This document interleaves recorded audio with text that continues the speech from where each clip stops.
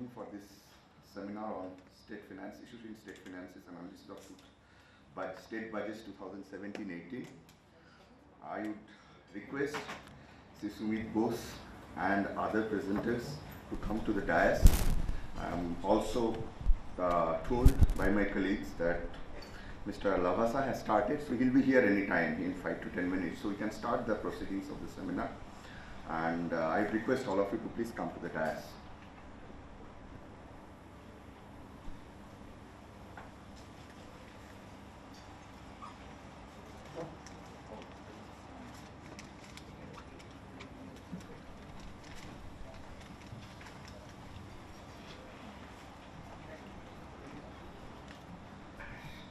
So by way of introduction, this is the second in the series. Last year also we did a similar kind of a meeting where we discussed the state budget of 2016-17.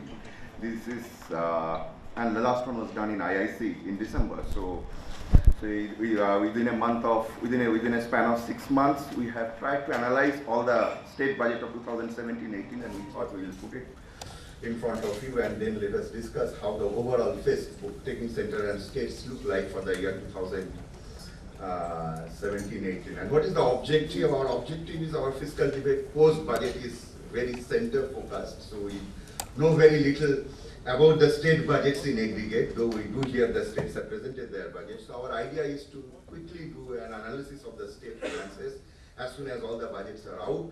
And that's what we have done. So the numbers that we have, these are preliminary numbers. So this might get revised as we get the accounts later on. But I think it gives fairly a good trend of what is happening at the state level. So I am grateful to all of you for coming. Particularly, I am grateful to the discussants and Sri Baldi, who has come from Himachal Pradesh. I am also grateful to RBI, Mr. Ravi, who is present here as advisor DEPR, and Indranil, Bhattacharyya and Indrani, Manna. They are also going to make a presentation on the issues in state finances 2017-18. In the meeting, there was a session on which intervention from the Assam government was to be made by Dr. Ravi, Kota, Principal Secretary Finance. He was here in Delhi, but today morning he had to go back because of the flood and other exigencies in the state. So he cannot come. But we'll have, the structure is first we'll have an RBI presentation, and then I'll make a presentation on the analysis of state budget 2017-18, and then we'll have intervention by Shri Ashok, Lavasa, Finance Secretary, Government of India, and then Dr. Baldi, Additional Chief Secretary, Finance, and Dr. Rajiv Ranjan, Advisor Fiscal Analysis Divisions. From the RBI side, if we can start the presentation, that would be great. Thank you.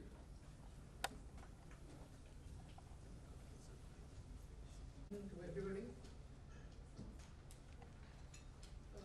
What I intend to do is to give a synoptic view of state finances as it has evolved over the last 5 years. Of course, this is at the aggregate level. The picture is at the aggregate level because probably it would be some sort of complementary to the presentation that Professor Chakraborty would make on the individual state-specific attributes. So to start with the proceedings on the key fiscal indicators of states, as we can see that there has been over the past couple of years since 2015-16, there has been a deterioration in the key fiscal indicators. The GFD to GDP ratio of states have substantially increased at the aggregate level. And of course, 15-16 and 16-17, this was clearly attributed partly to the Uday scheme, which sort of augmented the overall GFD position by 0.7% of GDP, points of GDP, both in 2015-16, 2016-17. It's worthwhile to remember that in 2015-16, there were 8 states who had participated in Uday, and their borrowings amounted to some 990 billion. In 2016-17, there were 13 states, and their total borrowing aggregated to 1,091 billion. Of course, states, as is usual the case, they have budgeted for some sort of a fiscal consolidation in 2017-18 by projecting a lower deficit. The combined deficit stands at 2.7. They have actually projected a revenue surplus for 17-18, and the primary deficit is also projected to be lower. But the moot issue is that, as in the case of earlier years, fiscal marksmanship remains a core issue with states, because what is projected and what the actual outcome turns out to be is very different. So, how these numbers are going to be realized at the end of 17-18 remains to be seen. But there are several challenges which makes these numbers really difficult to achieve. On the revenue and the capital receipts side, as you can see from the top panel, the revenue receipts has steadily increased. The capital receipts have shown intermittent fluctuations, and in fact is projected to be lower in 2017-18. There is a steady increase in the revenue receipts on the other hand.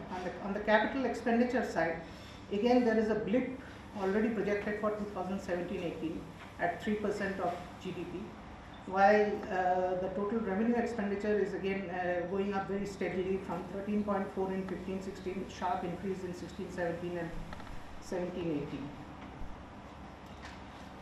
If we see at the composition of revenue receipts, that state's own revenue, the bifurcation between tax and non-tax revenue, so this is more or less stable, relatively stable proportion of tax. It's around combined, taken together, both are around 7.6% of GDP. But in terms of current transfers, the shareable taxes and grants in aid, there is a distinct change in pattern.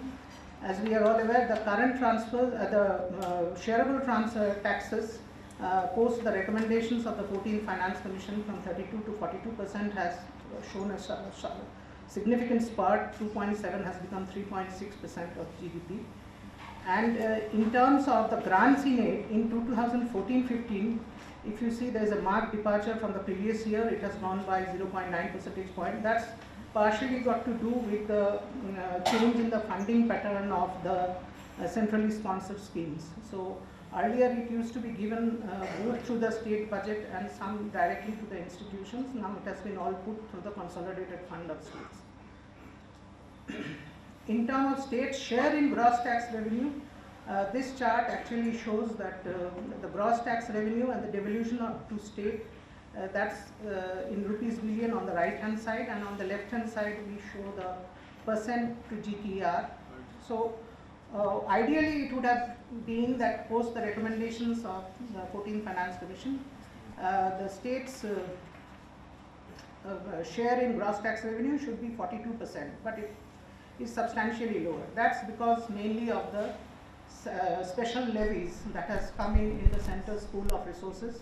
Shareable resources, the size of the shareable pool is getting diminished day by day because of the various ARM related measures taken up by the center relating to especially levies and surcharges, which doesn't form part of the shareable pool. So as an example, if the gross tax revenue is 100 and if there are no special levies, then 42% ideally should go to the state. But if because of the special levies the shareable pool shrinks to say 85, then 42% of that becomes 35.7. So that's what we see in terms of the actual realization.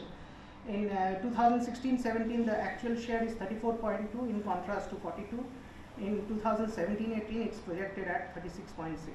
So the moot point is that rationalization of these special levies is necessary in order to give more resources to states, because if these are very large and if they continue to be prevalent, the amount of resource transfer in ideal terms should never reach the 42% that has been mandated by the 14th Finance Commission. In terms of the revenue and capital expenditure composition, what we see is the revenue expenditure. There is a very sticky component, or not a sticky, I would say it's a rising component of revenue expenditure, is the committed expenditure. Committed expenditure are basically interest payments, administrative service costs and pension liabilities. That are steadily increasing over time, and in 2013-14 it was just 4% of GDP. Already in 5 years time projected, the budgeted figure turns out to be 4.5. Capital expenditure, on the other hand, has shown some improvement with capital outlay increasing over the last couple of years, but one issue is that in 17-18 it's been budgeted to be at the same level as in 16-17. So given that already 17-18 budget can come under duress on several counts, so therefore keeping the budgeted figure at the budgeted figure at the level of last year, at the last moment if states try to stick to their fiscal consolidation path, one casualty could be this capital outlay figure. So there is a risk, but overall over the last 4 years, the steady increase in capital outlay augurs well for the quality of fiscal consolidation, because you're not cutting back on productive potential to get back to your fiscal consolidation path. The social sector expenditure, of course, it's been improving. On the left hand side it's percentage to GDP and as percentage of aggregate expenditure. Again, the alarming thing is in 2017-18 it has been budgeted to be lower, both in terms of percent to GDP as well as in terms of aggregate expenditure. And as percentage to aggregate expenditure, 42.9 becomes 41.6. So this is something already it has been built into the budget. Social sector expenditure is getting some, is not getting its due regard in the 17-18 budget. However, the composition of SSA usually shows that more than 60% of the funds are allocated for spending on these categories: education, sports, art and culture, medical and public health. Now, how does the government, state governments finance their gross fiscal deficit? Over the years, there has been an increasing reliance on market borrowing for financing GFD, as we see that the line basically represents the share of market borrowing in GFD, and that in 2017-18 is going up sharply to 89.1%. That's because the GFD, the market borrowing as a percentage of GDP is 2.4% and the GFD is budgeted at 2.7. But over the years, there was initially some, lesser reliance on market borrowing by states, but of late, as you are well aware, in the financial media, there has been a lot of discussion about issues of securities by state governments, which is sort of creating a glut in the government securities market. That is sort of creating downward price pressures and upward pressure on yields, and that in turn has ramifications not only for the government's borrowing program but also for the conduct of monetary policy, because it impedes the monetary transmission process. So in terms of whether the debt burden is sustainable or not, the latest state finance report, we had done some analysis where we showed that both in terms of backward-looking indicators through a model of intertemporal budget constraint and through forward-looking indicators like various debt sustainability indicators and serviceability indicators. As of now, the states are in a, are not in a dangerous territory yet, but and in fact, as the lower panel shows, that the interest burden, the interest payments to revenue receipts ratio is steadily sort of declined from 12.3 to 11.6. So all in all, it presents a mixed picture, and these are some of the issues that I would like to flag. That although it is budgeted to be 2.7%, we don't know how much it will sort of overshoot the target because of various factors, and these factors are basically the risk to state finances. One is loan waivers that is being contemplated, already implemented by, announced by 4 states in this year and contemplated by a couple of others this year. Then guarantees to SPEs, many of the state public sector enterprises are loss making and they can have debilitating impact on state finances. The likely implementation of the state pay commission recommendations, which may be enacted this year, might also have some impact on the overall fiscal situation. And there has been a general rise in debt burden in the last couple of years partially because of Uday. But the positives are that, as I mentioned, in 2015-16, despite some erosion in fiscal consolidation, it did not come at the cost of capital expenditure. So states did not compromise on capital outlay. And going forward, the best path for fiscal consolidation we perceive is since there are certain expenditure patterns which are sticking for the states and it's very difficult to rationalize them further, revenue augmentation may be the best strategy, and in that regard, probably the goods and services tax over the medium term can be a good vehicle for states to claw back to the path of fiscal consolidation. Next, we have a presentation on the farm loan waiver and its macroeconomic impact, which is going to be done by my colleague Indranil.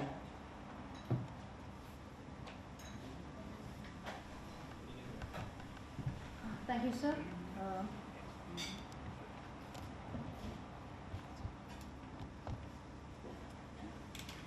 Good afternoon. Mr. Bhattacharyya gave a detailed account of the state's performance in terms of key deficit indicators, and it makes sense for me to just summarize the things and then move on to the fiscal shocks emanating from loan waivers and its impact on economic aggregates. So what you see on the screen is a table, and you can see that the states entered a very difficult situation in terms of key deficit indicators, with their gross fiscal deficit to GDP ratio breaching the threshold of 3% in 2015-16. And this is on account of capital outlays and loans and advances to power utilities. The situation aggravated in 2016-17 as per the revised estimates and increased to 3.7%. So given that the states are providing loan waivers and there are pending state pay commission recommendations along with natural disasters, it seems pretty challenging for the states to stick to its budgeted 2.7% GFD GDP target.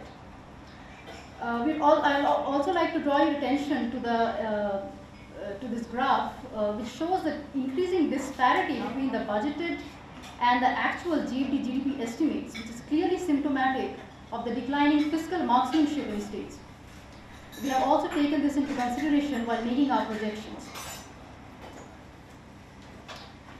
This is a snapshot of the loan waivers that have been announced and intended during 2017-18. So on the top panel, you see the total loan waivers that have been sanctioned by various states, beginning with Andhra Pradesh and Telangana in 2014, Tamil Nadu in 2016, and 4 states in 2017, namely Maharashtra, Uttar Pradesh, Punjab, and Karnataka. The total loan waiver that has been announced since 2014 amounts to over 1,300 billion rupees. I'd also like to point out that most of the states have factored in the loan waivers in their budget, the only exception being Maharashtra and Karnataka, which have announced the loan waivers after the announcement of their state budgets. In the lower panel, you see states that have expressed their intention to provide loan waivers, and this includes states like Gujarat, Haryana, and Madhya Pradesh, and their packages range between 400 billion to around 570 billion rupees. The total loan waiver intended is around over 1,500 billion rupees. Now, this was the loan waiver that has been announced, but most of these states have actually staggered the distribution of loans over the next few years. So, under this category, we have states like Tamil Nadu, Punjab, Andhra Pradesh, and Telangana, which have staggered the distribution, and this is the loan waiver provisioned in the budget in 2017-18. The only exception is Uttar Pradesh, which promised to provide the entire loan waiver amount in 2017-18, and that's around 360 billion rupees. We also have some information about Maharashtra and Karnataka, which have also announced loan waivers during 2017-18. And Maharashtra, according to our presumptions, Maharashtra would be providing around 60% of the loan waiver requirements from market borrowings, and the rest from their internal sources. If there is any state representative from Maharashtra, they can illuminate better on this. For Karnataka, since Karnataka is a fiscally healthy state and the amount is just 82 billion, it is highly likely that they might be providing the entire amount in 2017-18. So the total loan waivers provisioned in the budget in 2017-18 is around 0.3% of GDP, and that's around 460 billion rupees. Now, given this stark difference between the states that have sanctioned loan waivers and others that have they intend to provide loan waivers, in order to see the impact of loan waivers on GFT, we have categorized the states under two scenarios. So under scenario 1, we are considering states that have already sanctioned loan waivers, and this includes states like Andhra Pradesh, Telangana, Tamil Nadu, Punjab, UP, Maharashtra, and Karnataka. And under scenario 2, we have scenario 1 states plus the states that intend to provide waivers. We are making a very rational assumption, since there is no roadmap on how they want to distribute the loan waivers, at least the latter category of states. We are assuming that they will stagger the waivers over the next 5 years, emulating the experience of Andhra Pradesh, Telangana, and Tamil Nadu. So on the screen, you see a table which shows our projections under different scenarios. We are assuming that the center would stick to its GDP target of 3.2%, so that carries across different scenarios, the baseline scenario. The state GFD would increase from 2.7% under the baseline scenario to 2.9% if we include states that have sanctioned loan waivers under scenario 1, and then further to 3.1% under scenario 2 when we include all the states. Now, on the first slide, I have mentioned that there is a fiscal slippage, and we have taken that into consideration in our projections. So this is the 3-year average of fiscal slippage, which works out to around 0.6%. When we add that to the state GFT, the baseline works out to around 3.3%, which increases to 3.7% under scenario 2, which is our worst case scenario. The corresponding combined deficit, which is center plus state, works out to 6.7% under baseline scenario and increases to 6.9% under scenario 2. Now, what do we do with this? As a researcher, we are interested in doing two things. One, the high GFD is likely to spill over as higher demand for market borrowings. So we constructed a state space model to do our projections for 2017-18. This is what you see on the screen now. So we are regressing the log borrowings on log GFD. The only difference is all the regression coefficients as well as the drift are time varying. So when you solve it, you use Kalman filter. So anybody who's interested in knowing the nitty-gritties of this can get in touch with me. Now this is what we get from this. The projected borrowings for under baseline is around 20%. There is 20% growth over 2016-17. If you look at scenario 1, our results show that the borrowings are likely to grow by around 6.3% over the projected borrowings in 2017-18, which is around 290 billion rupees. Under scenario 2, when we include all the states, the borrowings are likely to go up by around 12.9%, which is around 590 billion rupees. Now, going deeper into the analysis, we extracted the unobserved component of this market borrowings, which is actually the cumulative impact of the permanent fiscal shocks over the period. And you can see the spikes in the market borrowings is actually coincides with the loan waiver periods historically. The loan waivers of 1990s and loan waiver of 2008-9. So when you make a permanent fiscal shock, when you make fiscal decisions, it's actually impacting different variables, one of them being market borrowings. The second question that we ask, and that is pretty novel, is what is the impact of fiscal uncertainty shocks on economic aggregates? Now, what is fiscal uncertainty? Anything that deviates your government decision from what it could have been, given the stage of the business cycle or the past fiscal instruments, actually constitutes an uncertainty for the economy. Take, for example, the loan waivers. There was a lot of commotion on how the states are going to provide for loan waivers, which states are going to provide for the loan waivers. Loan waivers add to the revenue expenditure. Corporates are interested. If loan waivers add to the revenue expenditure, then it might be affecting their capital expenditure. So you're transmitting the volatility in the revenue expenditure into the capital expenditure over a period of time. So these kind of questions are a matter of concern for the corporates, and that in fact affects investment and consumption. I'm not the first one to do this. There has been a very evolving international literature on uncertainty shocks, and very popular of them were Fernandez and Villaverth, American Economic Review 2011, who talked about the volatility shocks emanating from real interest rate and how that affects the households' precautionary behavior.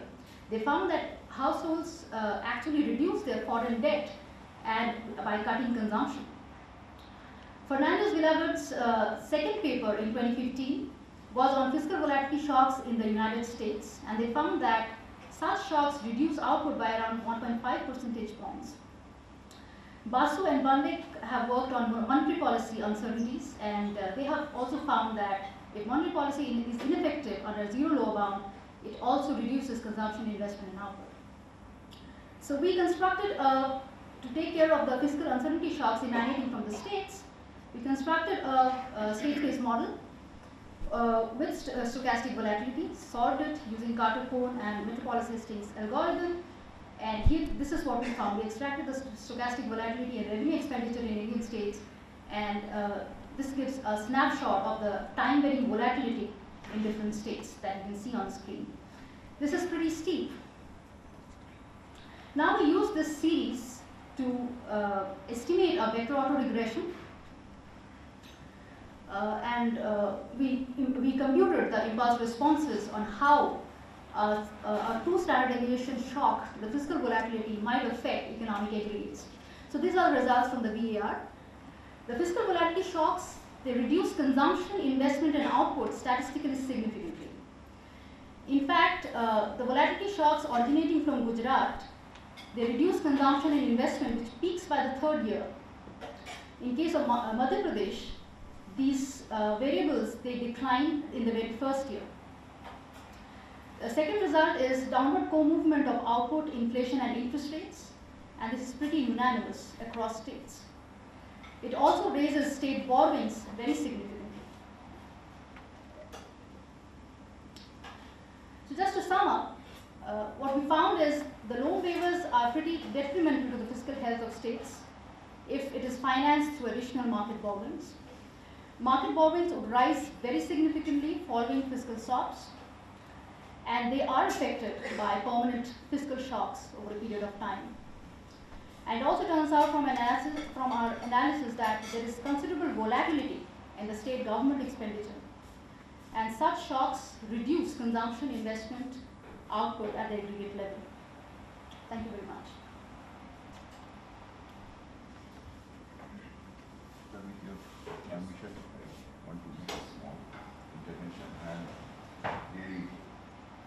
Sir, thank you very much for coming. I am really grateful to Sri Lavasa for making time available for this meeting, despite his extremely busy schedule. And I'm also really happy to announce that two of our ex-directors, Dr. Ashok and Dr. Govind Rao, are here. Thank you very much for coming here, sir. Thank you. Your presentation? You do it from here? Oh.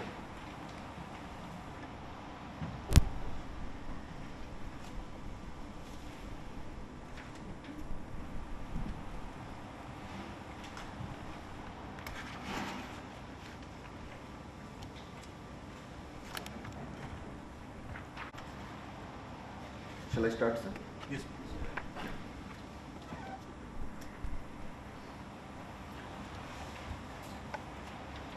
So, analysis of state budget 2017-18 emerging issues is the title of the presentation. This work is done by my colleagues Manish, Lekha, Amandeep, and Azharuddin Khan. So I am making a presentation on behalf of them. So this is a very quick analysis of all the state budgets, but this excludes Manipur. Manipur budget we have received today. So so this could not be incorporated, but I don't think the general trend gets disturbed because of Manipur budget, because it's a very small budget if we look at all state budgets together. Now, the context and objective of this presentation are the following. At the general government level, we have observed a trend towards fiscal consolidations. I'll show you in a little while from now. States, though remained fiscally prudent, started borrowing more in recent years, and as we see in media as well as in discussions, that there is a general feeling that states' deficits are going up and that might create huge fiscal problem. We wanted to see what the data actually say. And there is also a need to have a clear understanding of the fiscal imbalance with and Uday liability. We tried doing that, and that has been circulated. with respect to one specific state, that is Rajasthan, because Rajasthan gave state-specific data with and without Uday in their budget, so we could do a fairly comprehensive analysis of what their likely fiscal implication is on state finances. That's there in the notes that we have circulated, and also there has been a performance evaluation of Uday from the Uday data that we have got from the Uday portal, that also has been circulated, but I am not making a presentation separately on that because of the time constraint. Then there is own revenue profile of the states, and introduction of GST, it has implications. And then understanding of the medium-term fiscal challenges at the state level. Our objective of this exercise is to have an understanding of the combined fiscal position of center and states, and emerging fiscal issues and challenges. And as I said in the beginning, whenever budget is presented, it's always very center focused. So I think we are not even in the middle of the fiscal year. So in a way, this would give us an aggregate picture of what the center and state budget together look like, what is the aggregate fiscal situation of the country. That's the limited objective of this presentation and our exercise. So our exercise, as I said, is based on 28 state budgets. What is the focus of this presentation? To make a sense of the aggregate and state-wise fiscal position through a detailed analysis of the state budget. To quantify the effect of enhanced devolution and flow of grants on subnational fiscal space. We are in the middle of the 14th Finance Commission Award, and we have farm data, accounts data available for 15-16. So we have RE data for 16-17. We thought it's the best time to do it, how the award has worked and how the restructuring of grants that has happened post 14-15. And in center-state relation, how it affected states' fiscal space. So we did some analysis of that, and we'll present those findings. To examine what has happened to social sector expenditure at the state level, especially on health and education, we have done a state-wise analysis post 14-15, that means for the year 15-16, 16-17 and 17-18, emerging trends in debt and deficit and capital expenditure, keeping in view the Uday liabilities and the new framework of borrowing proposed by 14th Finance Commission. Now this is the aggregate finances of the union and state governments. If we look at the revenue deficit, centers, there has been a significant correction in revenue deficit from the, I'm just giving the big picture. I think big picture is not that bad. So if we look at from 2011-12 to 2017-18, centers revenue deficit has steadily declined.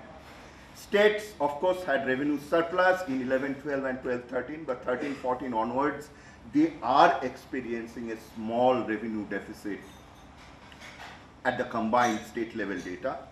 And in 17-18, states are expected to have a revenue surplus of, a very small revenue surplus of 0.3% of GDP. Now, if we look at the states, I'm not going into the, read out those names. There are 11 states, revenue deficit in 2013-14. Now, the revenue deficit in 2017-18 BE, as per the budget estimates, it is there in 8 states. Andhra Pradesh, Haryana, Himachal Pradesh, Kerala, Maharashtra, Punjab, Rajasthan and Tamil Nadu. So now if we look at the fiscal deficit number, I think this number is very important. As you would see, like in revenue deficit correction at the central level, there is a significant fiscal correction that has happened at the central level. The fiscal deficit has steadily declined and is expected to be 3.24% of GDP. And states' fiscal deficit with Uday, the red line is the number which includes Uday for 15-16 and 16-17, shows a number which is 3.03 and 3.63. So if we take the FRBA map, definitely with Uday, we have a situation where states in aggregate have crossed that 3% marks, but there is asymmetric impact of Uday across states. So this aggregate picture is not, we have detailed understanding of in the notes, but I'm not going into that now here. But if we take out Uday, the fiscal deficit of the states in 15-16 account is 2.31% of GDP. So if we take out the Uday liabilities, so fiscal deficit goes down by around 0.7% of GDP, and that is well below the Fiscal Responsibility Act target at the aggregate level. And then we have 3.32% if you take the Uday liability out in the case of 16-17 RE. So it's higher. by 0.32% of GDP, and in 17-18 the state's fiscal stance appears to be that they will get to 2.79 that Indranil was making a reference to.